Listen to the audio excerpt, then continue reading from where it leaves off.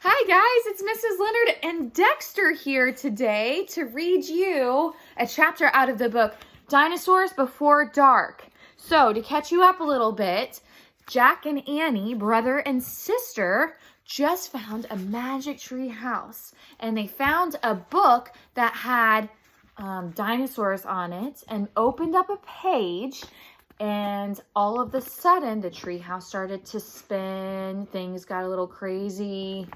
And they ended up in a Jurassic World full of dinosaurs. So they were able to meet their little friend here named Henry. And they are now seeing a Triceratops. So let's pick up from where we left off. "Come on, let's look around some more," said Annie. As Jack started after Annie, he saw something glittering in the tall grass.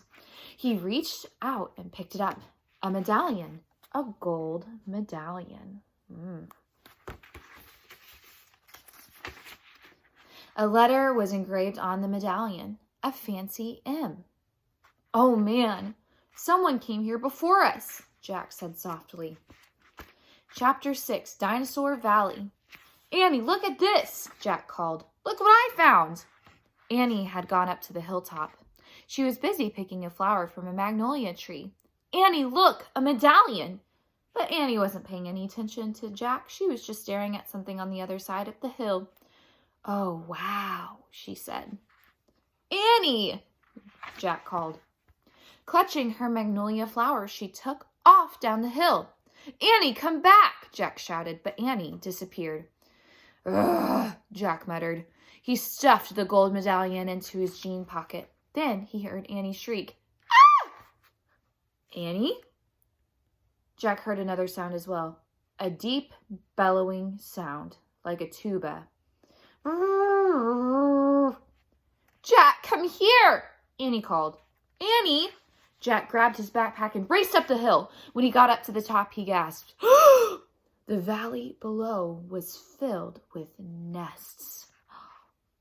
Big nests were made out of mud, and the nests were filled with tiny dinosaurs. Wow.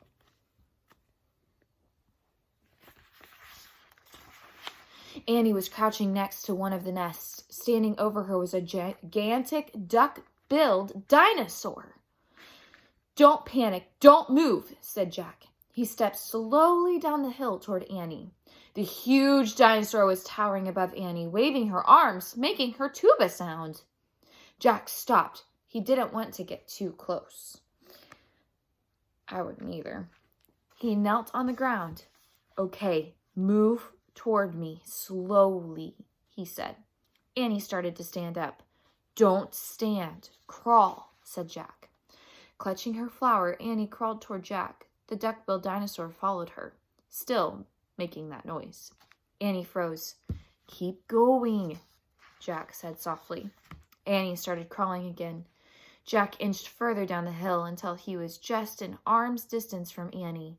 He reached out, grabbed her hand, and pulled Annie toward him. "Stay down," he said. He crouched next to her. "Bow your head and pretend to chew." "Chew?" "Yes, I read that's what you do if a mean dog comes at you." "She's no dog, Jack," said Annie. "Just chew it," said Jack.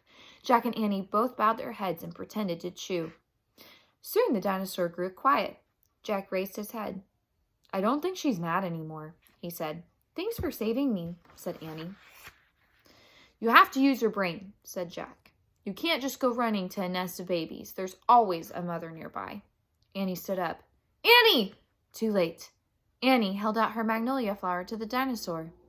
"I'm sorry I made you worry about your babies," she said.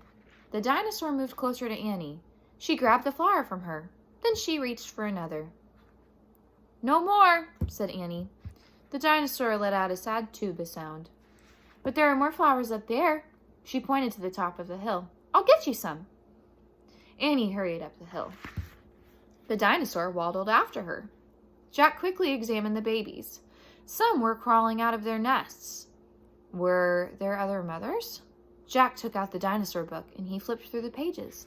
He found a picture of some duck-billed dinosaurs and he read the caption, The Anatosauruses lived in colonies. While a few mothers babysat the nests, others hunted for food. There must be more mothers close by. Hey, Jack! Annie called. Jack looked up. Annie was at the top of the hill, feeding magnolia flowers to the giant Anatosaurus. Big words. She's nice too, Jack, Annie said. But suddenly, the Anatosaurus made her terrible tuba sound. Annie crouched down and started to chew. The dinosaur barged down the hill. She seemed afraid of something. Jack put the book down on top of his pack. He hurried toward Annie.